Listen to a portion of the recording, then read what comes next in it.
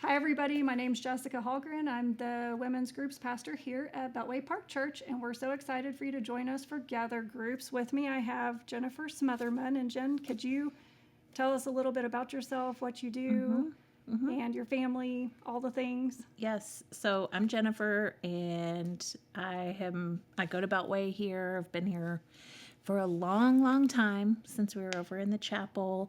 I'm married to Kevin. We have 2 girls, mom of 2 teenagers right now, so a senior and an 8th grader.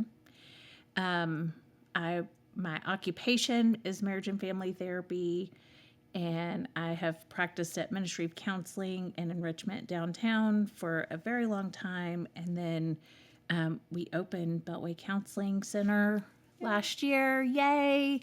And I'm the clinical director there. So I do supervision and consultation and direction over there for our therapists. Just really am a resource and guidance for people, especially as they're starting to see kids and teenagers and families.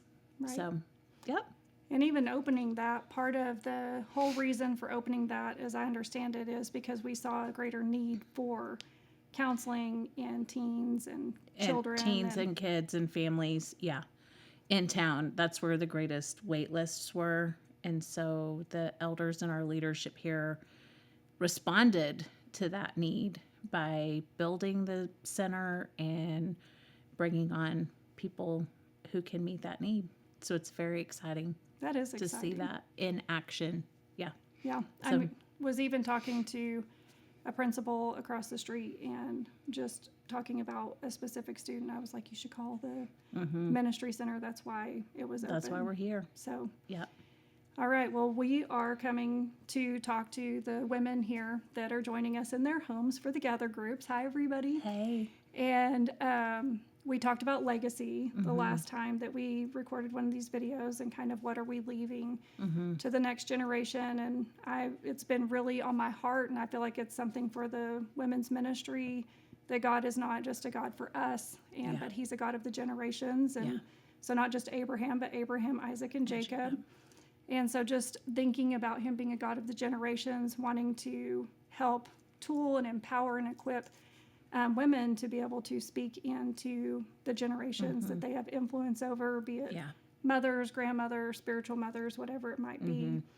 And so I know that if I need specific advice, that I want to come to someone that carries wisdom like you do. So I know for me as a mother of teenage girls as well, but even talking to my friends who are mothers of teen boys and girls, what are some ways and advice? I've heard you use the word show up, but what are some things that you feel like are proactive that we can be doing to show up for the next generation, to help kind of curve that? Not that there's not going to be a need for it, but how can we help build the next generation in our homes and that we have influence over? I think when I think about that, first of all, I go to attachment. So that a lot of my work is attachment informed. So informed by the attachment science that's out there. And our best hope is that we can have secure attachment with our kids. Right. And that begins in it culminates in our parenting. It begins in how thinking about generations and how we were attached growing up. Okay. So that informs our own, how we attached with our caregivers, and it can be different in different relationships. Right. So it's not, not just one. Maybe you have a secure attachment with one caregiver and an anxious attachment with another. Right. Then that creates, and then also what you see modeled between your caregivers. That gives you a blueprint or a map that kind of is the grid for what you do with your own kids. And so we start by taking time to reflect upon and understand, what did I come out of my own upbringing with? The really cool thing is that even if you didn't have secure attachment at all, that you can come to a secure attachment in adulthood. That's Right. called, in the science, it's earned secure attachment. And so we can learn how to do that in our adult relationships, but then also in our parenting. And so really the basis of that is, and how we do that with our kids, the showing up, is that first and foremost, we're thinking about safety. Right. So creating safety, physical safety for them, but also emotional safety for them. And making sure as much as we cannot control everything, but as much as we can, making sure that they are safe. Right. So that is going to have to do with structure and supervision and support that's there in order to promote their sense of safety and well-being in the world. And then in how we see them and how they feel seen. So there's the kiddos have, and we do too, a sense of felt safety, like feeling that Right. sense of safety. Yeah. Feeling seen, being seen and known, and how we show up for them in a way that says, I'm attuning to you and I'm trying to understand you. And then from that point, now we can respond instead of sense. just going to response. Yeah. I see you, I'm trying to understand, I'm attuning, and then I respond. So safety and seeing, and then also soothing when things aren't going well in their worlds, that we are a safe place that they want to come and that they can receive soothing from us. And that, of course, is going to look different for different kids. Right. Kind of depending on what they need at different times or where they are developmentally, but so that they know they receive that soothing from us. And those are kind of the building blocks that go forth then to have that secure attachment with them. That's awesome. That's kind of the overall structure in getting there. Yeah. So how would you say for a parent to show up in a relationship with a toddler? Yep. So toddlers need, of course, we're thinking about, if we're thinking through those S's, their safety, they're going to need more structure. Right. They're going to need more supervision, right? And so as they age, it's like we're going to shift the structure. Right.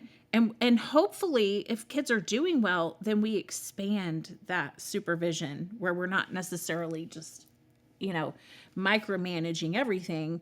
Sometimes we have to bring it in tighter. Right. Yes.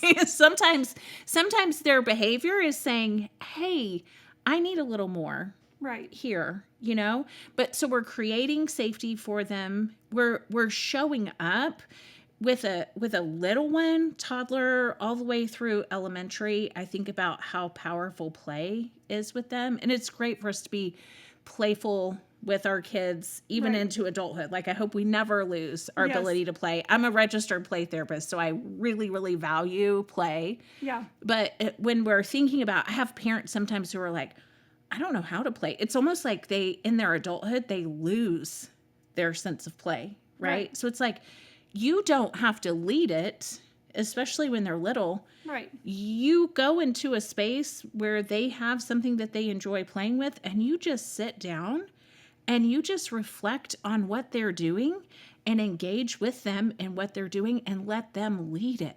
Right. And that, for some parents, it feels kind of scary to let the kids be in the lead. But in play, that's a perfect place for them to do that, because you have the structure and the supervision in other parts of life. You're not letting them take over. Right. You're just letting them do that while you're playing. Exactly. Right there. Yeah. So we have there's actually a whole model in play therapy where we teach the parents to be play therapists for their kids at home. Oh, that's fun. Which is so fun. It's called filial family therapy. Oh. And in that, we're just teaching kids parents, how do you structure it? And then we teach them about empathic listening, which I think this is a tool that works in thinking about seeing your kids. Empathic listening works at all ages. And that is, I'm listening to what you're saying. I may be tracking or reflecting about what you're doing, but more than anything, I'm trying to hear what you're feeling. And so good. Then I'm noticing with my words, and that actually is even helping our kids, our teenagers, sometimes our young adults, to have this sense of emotional literacy and self-awareness when we're going, it looks like you're really angry, And so then we're attuning with our own facial expression, with our own intensity. We're matching the kiddos in that. Right. And then just reflecting what you hear them feel.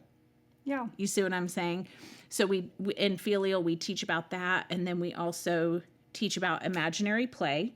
And so that's when your kids kind of drop into playing imaginary play. Right. You just join in with them. And you let them, you kind of pretend like they're the director. Right. And you're just following their lead. And if you don't know what to do, you go, what do I say? Or yeah. what does the dragon say to the princess?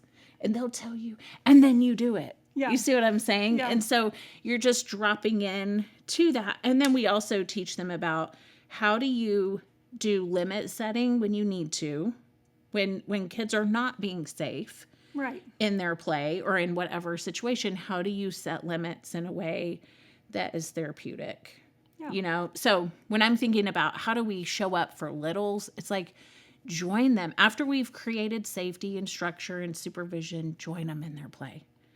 Yeah. And then when they need us, like they're upset or they're sad or whatever, then we're present and we want to be the safe place that they come to. Right. I know that can be hard. I think about my own kids, and one of them in particular didn't sleep very well on her own for about 7 years. Yeah. So there's like, okay, we're parenting 24/7 for 7 years. So then it's like, okay, well, what does that look like? How do I attune and tend to this kiddo, even if it is 3:00 in the morning? Oh man, that's hard. Yeah. Yeah. Because you're exhausted. You're exhausted. So then, for us, the bottom line was what gets the most people the most sleep. Right. Exactly. And then we're going to figure that out, So, and that goes to, there's flexibility in parenting, whether we're talking about little ones or we're talking about big ones. And there's not a one size fits all, and there's not a right or wrong way to do it. There's a lot of good ways to do it. Yeah. Yeah. I think I don't remember, there was a parenting class here years ago. So I was driving home and one of my kids was clearly seeming angry in the car. Mm-hmm. And because of that class, I just stopped. And instead of just correcting her for the behavior of anger, I stopped and I just turned around, kind of pulled over and turned around, made eye contact and said, did something happen today? Yeah. And she just started crying. Bawling. Yeah. And so the behavior, the anger in the car had nothing to do with her really being angry with anybody in the car. Yes. She had just had a really bad day. Yes. And how wonderful that you saw her. Right. And not just the behavior. So often we're living these lives that are so fast-paced that all we're doing is responding to the behavior and not necessarily seeing the person. And you knew this is not really characteristic. Right.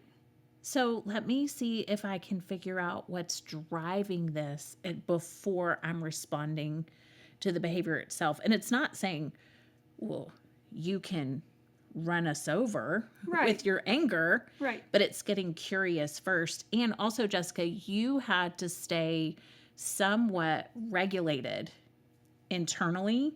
Right. You had to stay within your own sense of being regulated in order to be able to respond to her in a curious way. Right. Curiosity is super important when we're dealing with the younger generation. Yeah. But we can't get there if we're dysregulated. It's hard to stay with curious and dysregulated at the same time. So for all the moms out there that like me are going, okay, what does that mean? Being regulated. How does a mom, or even if you're not a mom, if you have any influence with anybody, how do we remain regulated where we can get to that curious place so that we are able to, I guess, I don't know, intervene in those situations? Yeah. So I think about, so to make it simple, regulation is that space where I'm not always calm there, but my stress response system is not activated. Okay. So once your stress response system turns on, and I know people have heard me talk about that at Released and W2 and all of that. So you've probably heard me talk a little bit about it, but once it turns on, basically you either are going to accelerate, and that's like fight, flight. Right. And there's a spectrum of that. Typically we don't go from 0 to 100, but you feel yourself moving in that direction, or you're going to hit the brakes. So that's going to be the freeze, faint response side over here, where it's like, I'm checking out. Right. I'm shutting down. I'm ignoring. Right. I'm out. And so when you're feeling yourself go in either of those directions, it takes some attunement to what's going on inside, and then you're tending well to yourself first.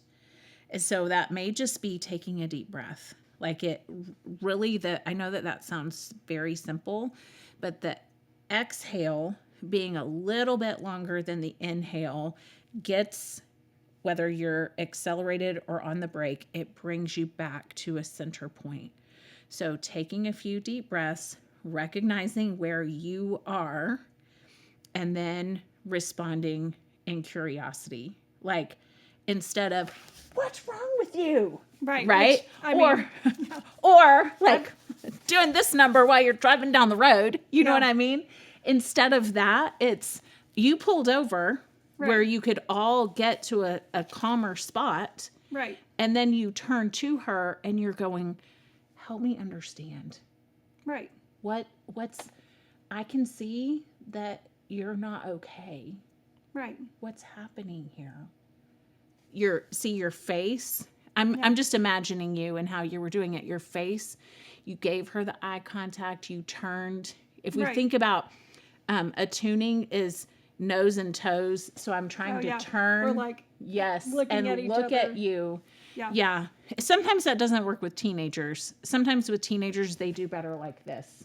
Yeah. You just kind of have to read the kid. Don't make eye contact. Yep. That's why driving in the car and working on something can work sometimes. But it's attuning, it's slowing it down.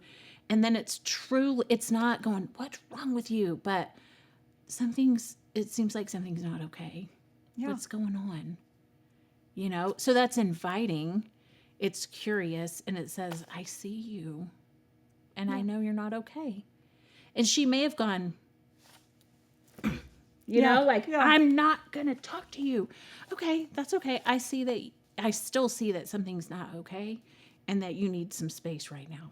Yeah. Just de-escalating. Yeah. Yeah.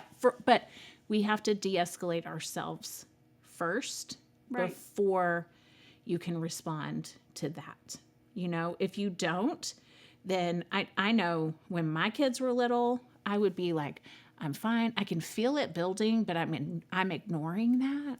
And then all of a sudden, bow, and then afterwards I'm like, why did I do that? Like, I don't agree with that in any way. Why did I act that way?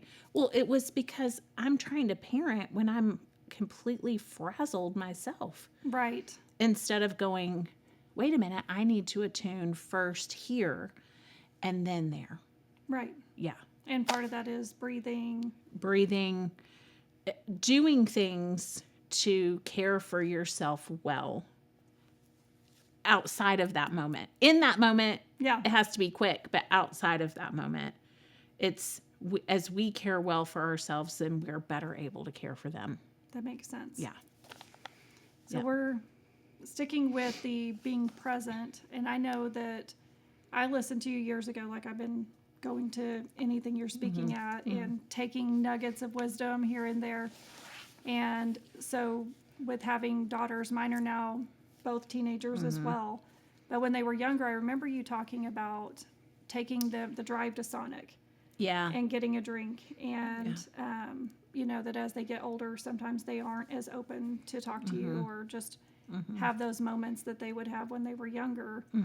And so I've started implementing that where it's like if I notice that one of my kids is not talkative, but I can tell there's something going in and they just need that space, where I'll just name off one of their favorite places and be like, hey, do you want to go to, you name the place. It could be all different things in town.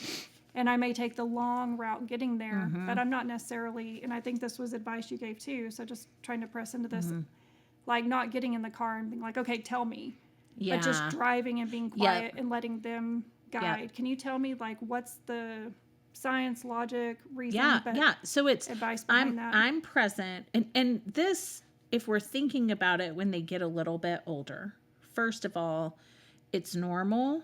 It's even healthy developmentally for them to go from this focus being like, I'm completely attuned to what's going on with mom and dad or whoever my caregiver, grandparent, whoever the caregiver is, right, to being more invested in peers and what's Right. going on out here, right? And so we have to not get our feelings hurt by that, because that's Right. part of their It's normal part of development, launching. right? Yes. If they don't do that, they probably are never leaving, you know. You could have a 30-year-old living in your basement. Yes. And you know, for some that's needed, but for the most part, we want them to be able to fly. Right. And so, it knowing kind of where they are developmentally makes sense. But when I get in and you're taking them somewhere, you're present in the car, but you're not pressing.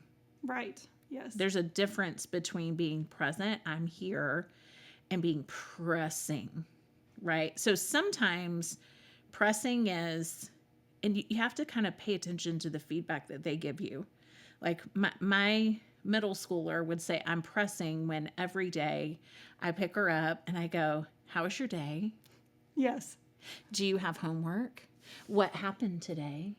Tell me more. And it's like, I do all of those things. I just, will you please just let me get in the car and decompress? I just need to sit here and quiet.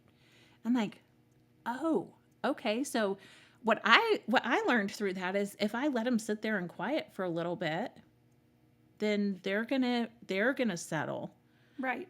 And then they become more open. Yeah. You see what I'm saying? So the drive to their favorite place without you pressing, but being present allows, then it invites for them to start talking.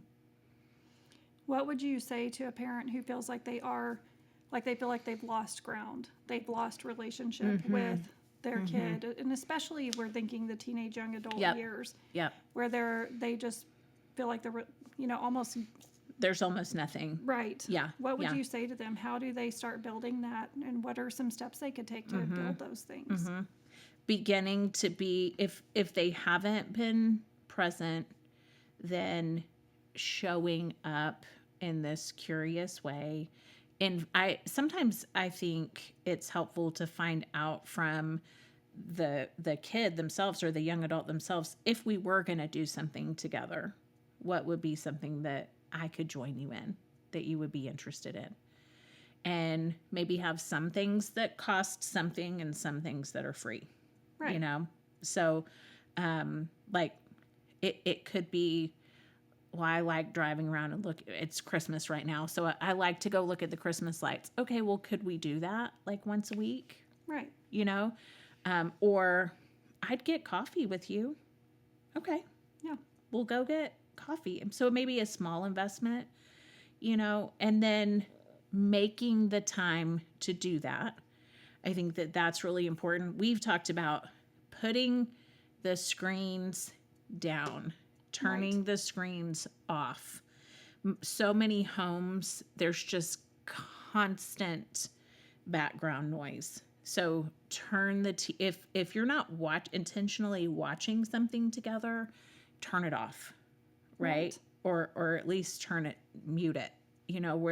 Where there's quiet space that invites conversation and then making sure that we put our phones down. We're always focused on how much screen time is too much screen time for our kids, and limiting that and setting limits on that for our teenager and everybody. And you have to plug your phone in at But what are we modeling, and how are we showing up with our own screen, you know?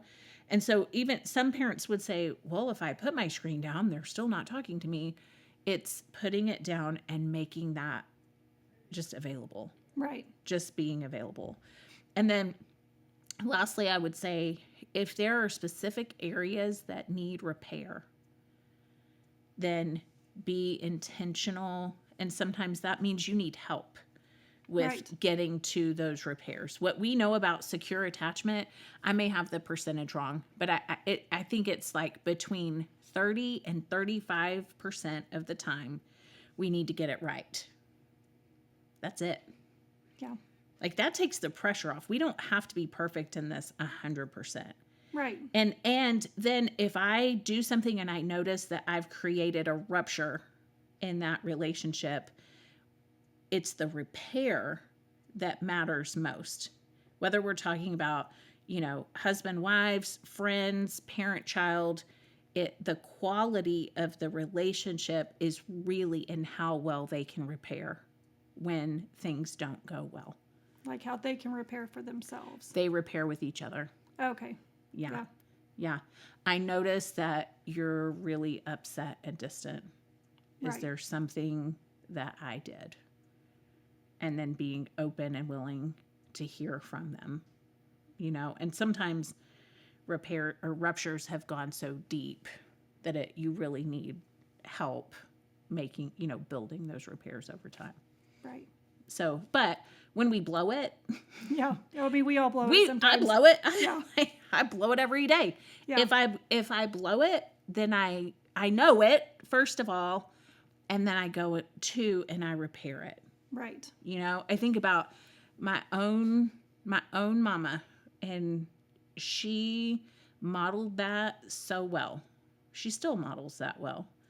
But if she got dysregulated, yeah. Oh, yes.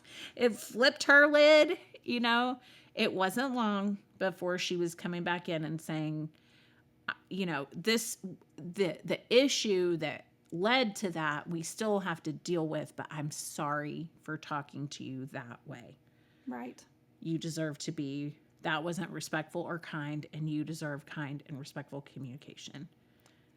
I've had to do that with my children many times. Well, me too. Me too. But for us to, again, when we blow it, we know it, we own it, we go in and we do what we can to repair it. And we're modeling that for them so that they hopefully then can do that with their friendships, relationships. And because, you know, every relationship between two anybody people, there's going to be those moments that either they are, and how you learn to respond to them, and how you respond when it's you, and you know, it's just learning.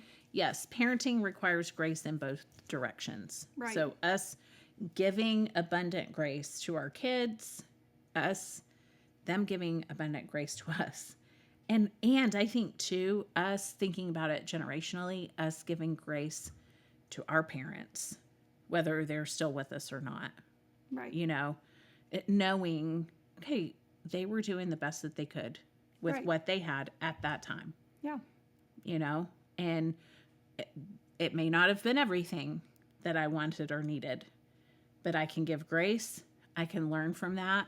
And then I can pull from that and how I'm going to respond to my kids. But I also can think about, okay, well, maybe I'm going to do things a little differently. Right. And that's okay. Yeah.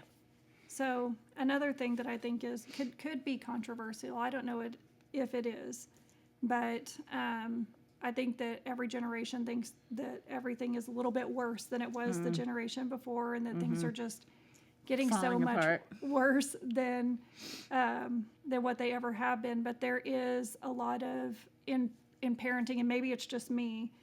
How much do you share? What's too much conversationally with your kids? How do you have healthy dialogue? How do you make sure you're opening up to be that safe place so that your kids hopefully come to you instead of going to somebody else? Where's the line in that? And so, and I shared with you a little bit before we started that my kids have now asked me questions that I've been like, you know, that's Like, okay, well, we're really going there. Yeah, We're really going let's to talk go. about this. Yeah. And like, yeah, I may need to breathe for a second, but I'm going to go in and I may need to breathe and pray, but I'm going to have that Yeah. conversation with you because you're asking, which means that you're curious. And so Yes. that means I'd rather you hear it from me than somebody Yes. else. But there's that Always. weird, like, how much is too much? How do you go through that? Okay, so first of all, congratulations if your kids are coming to you with hard questions or with questions that are uncomfortable. That means that you've been showing up well for them up to this point, that they feel a sense of safety in the relationship with you, that you're not going to completely lose your mind Right. if they ask you about whatever. Right. And you're not going to go into freak out mode because they're bringing something to you that Right. you may be like, oh my goodness, how do you know about that? Exactly. Right? Yeah, Okay. yeah. They know about that because everything is accessible now. Right. Everything is accessible. That goes back to, I'm not answering your question just yet, but that goes back to safety in terms of we have to think about everything, especially on that smartphone. Everything is accessible, and we have to be wise. We're not going to be perfect, but we have to be wise in what we're giving them access to. Right. And are they, not just on the phone, but on whatever screen it may be on, and we have to remember they're with other kids that have these devices, Right. whether you give it to them or not. Exactly. Right? That that is out there. And so we want to be wise in thinking about, is blank something that my kiddo can handle well right now, knowing, and there's not a formula for that, but knowing my kid in who they are and what, what they are sensitive to or not. Right. Can they handle blank? And then if I'm giving them access, am I doing due diligence to block things that I don't want them to be exposed to? Right. As much as I possibly can. Right. And like, side note, when I went into parenting originally, I thought, well, if I set all the parental controls, no, Right. that's not enough. That's Like, what I've heard. every Yeah. app, like all these apps have back doors to get into, to stuff that we don't want them to be exposed to yet. Right. So then I'm not just going to hand it over or send them out and not have conversations about safety and what this looks like. And if you do run into whatever that may be, something that you feel uncomfortable with or doesn't align with our values, I Right. want you to bring it to me. And then we can talk about it. And so then to answer that question about, well, what do we do when they're asking us these hard or uncomfortable questions? First of all, do what you can to regulate yourself. Yes. Take a deep breath, say a prayer. And I think it's fair to say, my dad used to say to me, Jennifer, I am parenting a teenager for the first time. Yes. I'm going to get it wrong and I'm going to get it right. I'm doing the best I can, know? And I was like, respected. Yeah, that's I fair. can respect that. That's fair. I think you're wrong right now, but, Yes. But anyway, but it's okay. Then I'm going to try to answer this in a way. I would say if you're able to answer it in a way that maybe depersonalizes it a little bit, that sometimes, and they may push for a harder, more personal answer Right. than that. I'm imagining questions that they may be coming to you with. So it's talking about this topic or people in general. You see what I'm saying? Or like a figure of speech. Somebody said Yep. this at school. Yep. And everybody was laughing. And I just kind of laughed, but I didn't I don't know what it that meant. means. What does that mean? What does that mean? Yeah. So you're talking about, well, a lot of people would say that means this. Okay. Yeah. You see what I'm saying? Yes. Versus they're asking you a question about you. You can still try to start that conversation out here, but then it may they may drill down to, no, but what about they you? They have drilled down to what about you? That has happened. Yeah. And So, and then it's, I think, being honest. You don't want to lie. no, yeah. That's never going to work out well. Yeah. Yep. So being truthful, but also being mindful of what they do know and how much they can handle. Exactly. And kind of meeting those two together. That's good. That's broad. I'm not giving you any specifics, but it's kind of thinking about what can this kiddo, what do they know? What can they handle? And can I answer this? Sometimes it's also, we're going to give them enough information for now, and we might expand upon that information as they get older. Right. Just go to the point that kind of satisfies the answer, but maybe doesn't all the way answer it. Right. In age appropriate. Yes, that's like maturity kids. Appropriate. Yes, yeah, kids coming and going. Where do babies come from? Right. Where really they're not wanting to know. Like they're little, they don't want to know all the details of that just yet. No. You see what I'm saying? Yeah. So it's like you're answering that question honestly at the age appropriate level, and then as they get older, they're getting more fullness of the answer. Yes. Yeah. Yeah. So hopefully that helps. That does help a lot.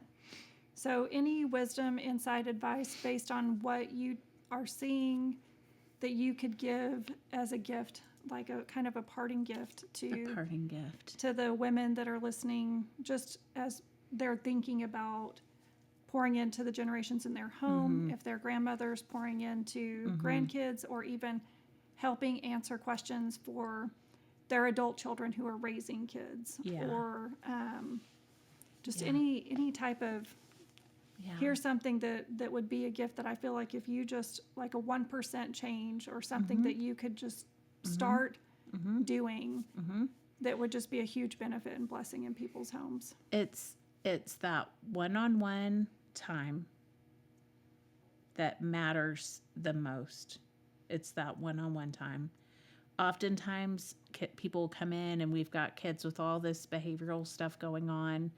And sometimes there's, a root of that. But a lot of times if we just start with, let's create some one-on-one focused time and attention.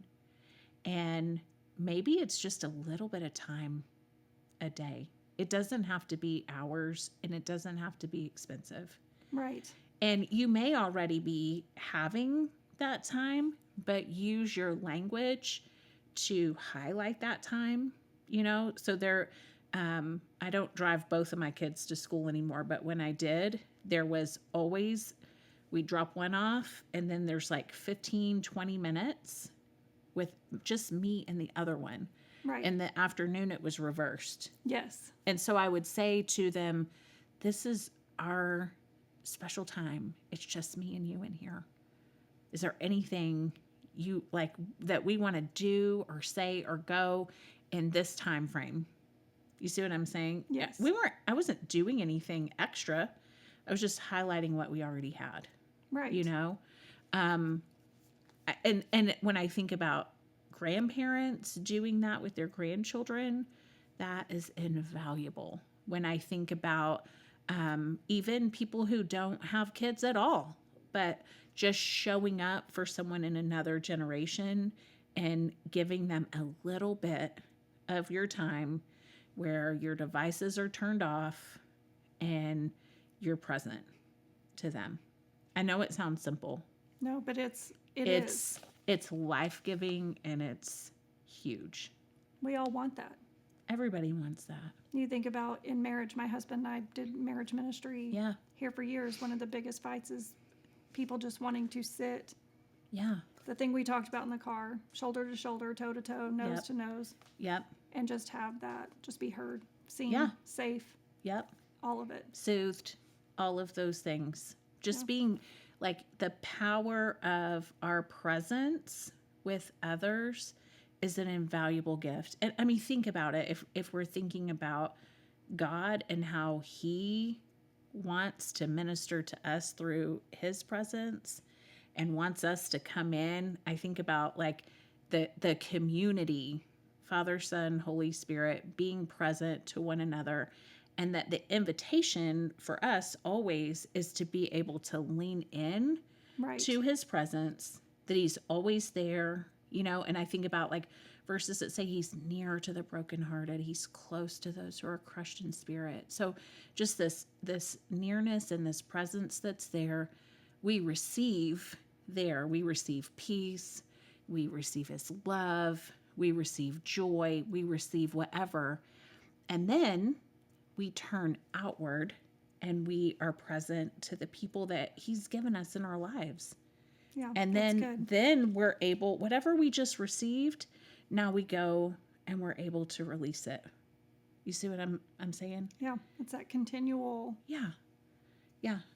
And being aware of, not to be selfish, but it's also being aware of how am I, and if I'm not okay, if I can't stay in that regulated space, if I can't stay present to somebody for a few minutes, then that's saying there's something that I am needing or lacking that I need to take care of. And when I do that, then I'm better able to show up for people in my life.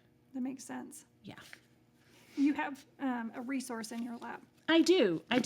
So this is a little refrigerator sheet, and we're going to see if we can link it on from a book that's called The Power of Showing Up by Dan Siegel and Tina Payne Bryson. They've written several books. Whole Brain Child is one of them. That's one of my favorite parenting books. This one is about showing up. It's about attachment and how do we do this with our kids. It's an easy read or listen. Yay. But then they give you a little sheet that's like, oh, remember these things. So awesome. We'll put that link in the YouTube so awesome. that people who watch this later are able to can see it and check it out. Yeah. Well, thank you so much for your time and for hanging out with us today and hanging out with everybody. Hello. Yes. And would you mind just praying us out? No. And praying for the women watching? Happy. Lord, I thank you for the women and that are watching this video. I bless them. I pray that your blessing and your presence will be on each and every one of them as they are gathered together. Lord, I pray that their hearts would be encouraged, that they would be empowered to be able to show up, that they will show up and take time to get in your presence, that they will be filled and satisfied, and then that they will be empowered to go out and release what you have filled them with to the generations that are in their lives, Lord. I thank you that we don't have to be perfect, and I thank you that your divine power has given us everything that we need for life and godliness, and in your power and in your strength that we can do this well. God, we bless them. We thank you for them. And I thank you that you are working in the generations. It's in your Son's name we pray. Amen. Amen.